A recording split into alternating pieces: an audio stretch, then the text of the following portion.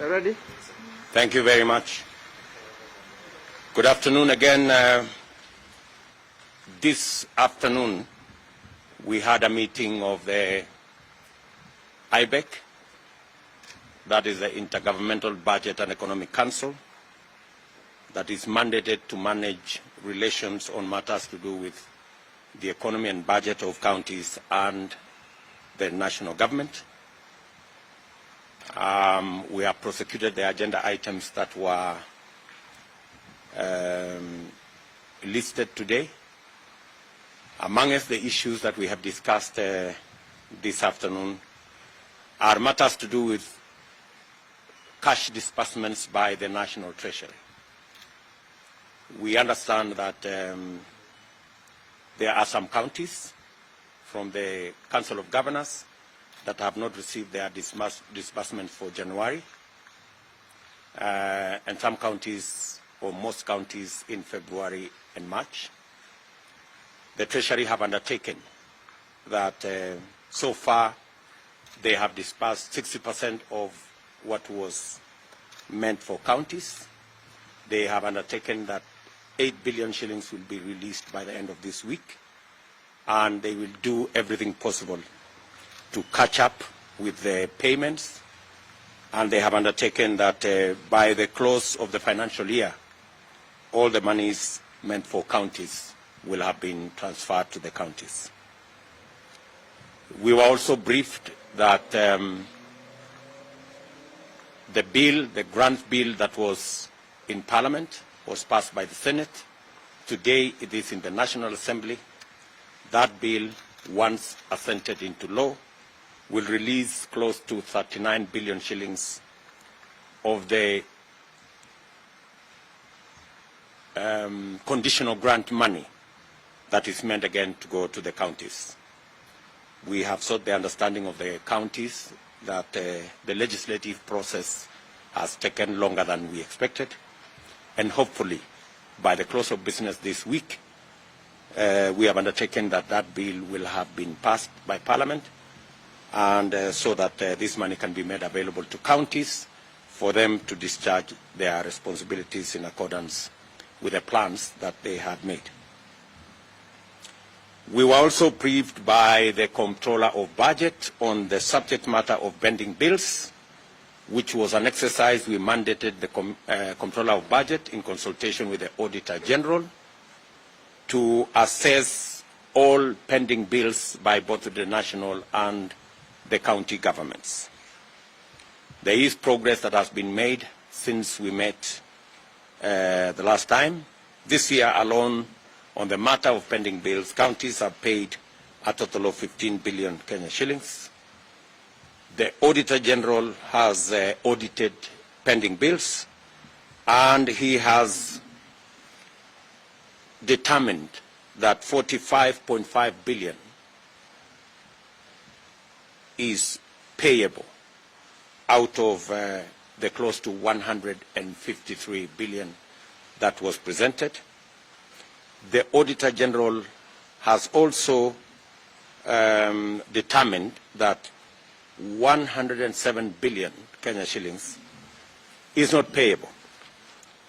That is a colossal amount of money, and there are many people who are affected, many business people that are affected by this ineligibility of payment of these pending bills.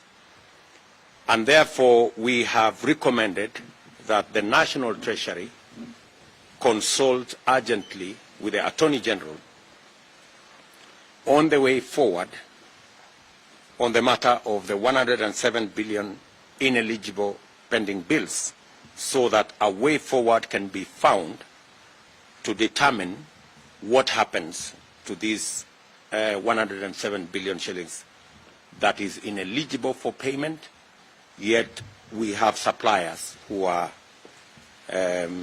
outstanding and they want to be paid. We have also recommended that going into the future, and to avoid the subject of huge pending bills in government, we have issued instructions that going forward, pending bills will be paid on a first-in, first-out basis, so that the older pending bills are sorted out before any new pending bills are done. Secondly, we have agreed that the National Treasury, working with the Attorney General's office, work out a mechanism that will enable us to have a predetermined mechanism of how to sort out pending bills that are ineligible. We have also instructed counties to avoid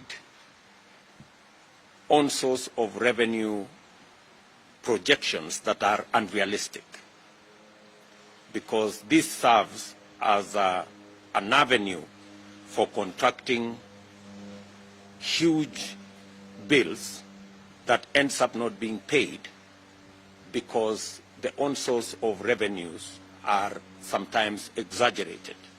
And if the money is not realized from the on-source of revenue, we end up with huge gaps in revenue that brings about pending bills.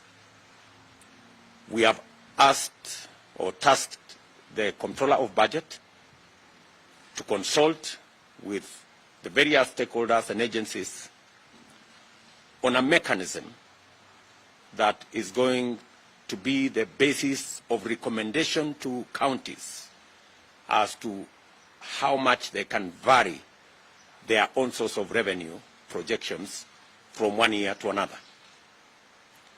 Until on source of revenue projections are realistic, it will not be necessary for counties to give huge projections. If they didn't meet the previous year's projections of on source of revenue, it will be the basis upon which they can make the next projection. If they didn't realize last year's, there is absolutely no reason why they will make the same huge projections or even increase the projections if the previous year's projections were not realized. We did also receive a report from the IGRTC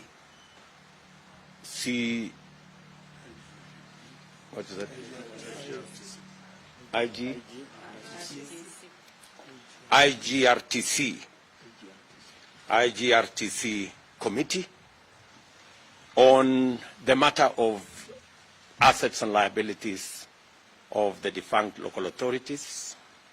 That report was adopted in our last meeting.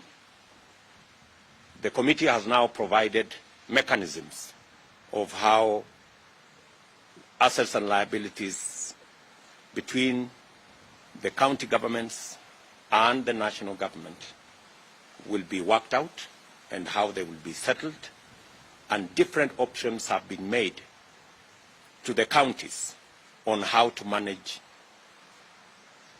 liabilities arising from the defunct local authorities and managing them between the counties and the national government.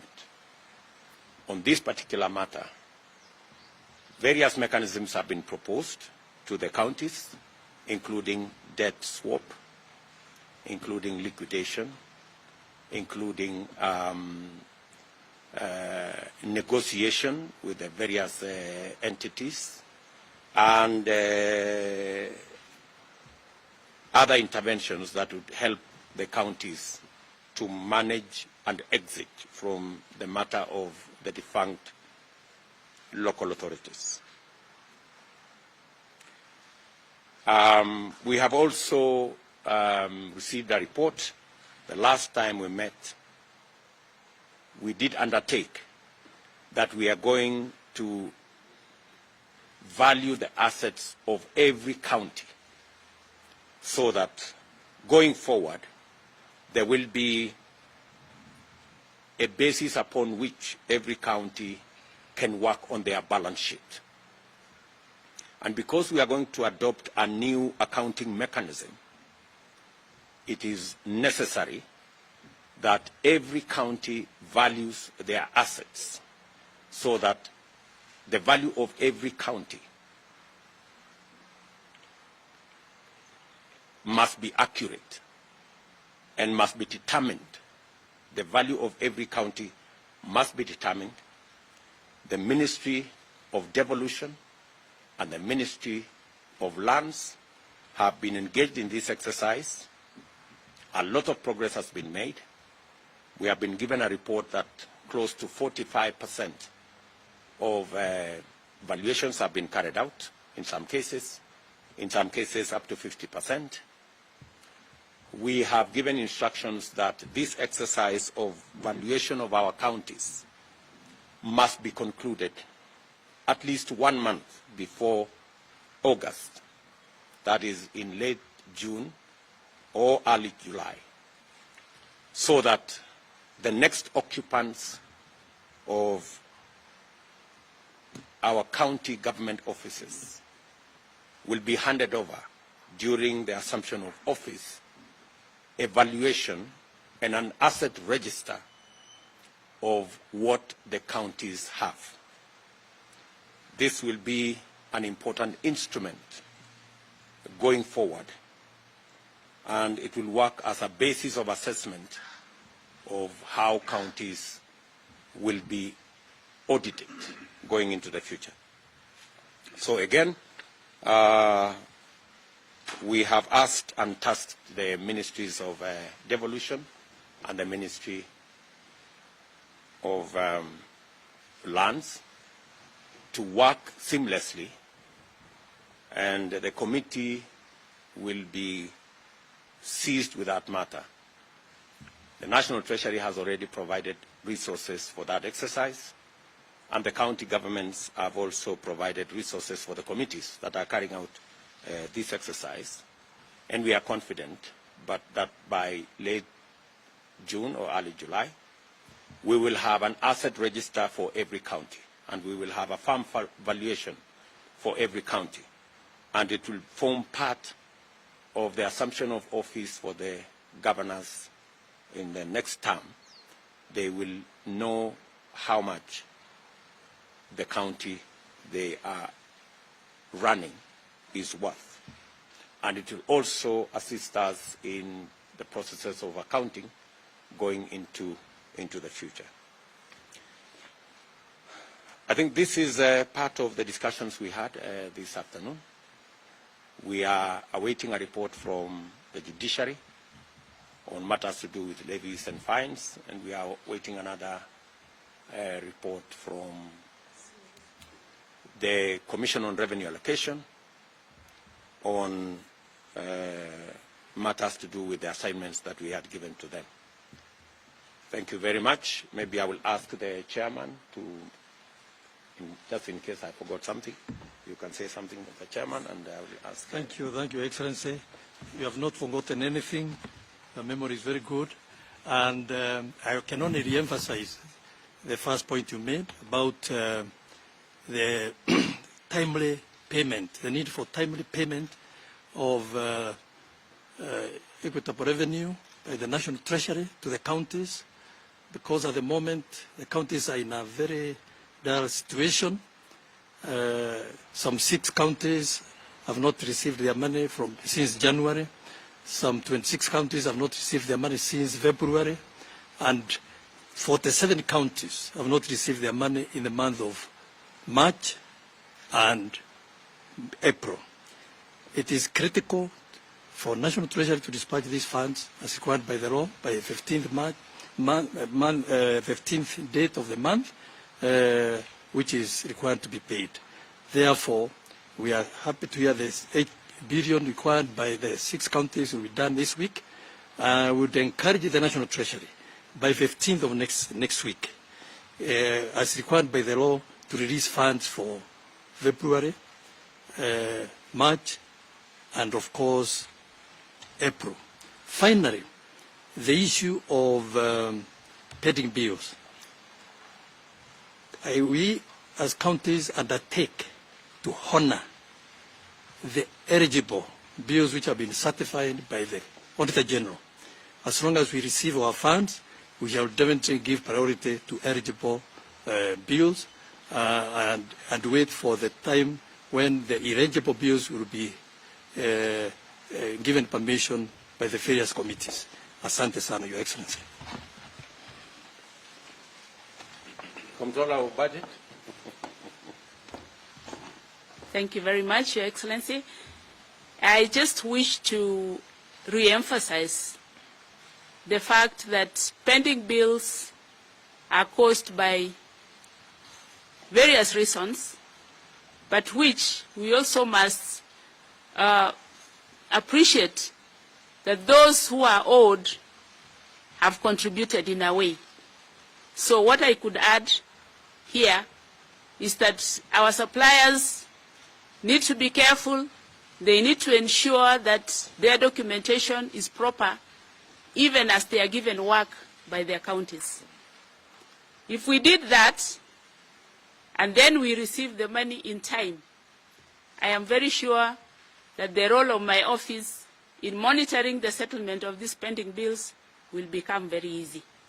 So I want to promise that my office is there for all those who may want help, any technical assistance in establishing what has been paid and what needs to be paid, and we'll always be there to help all the citizens.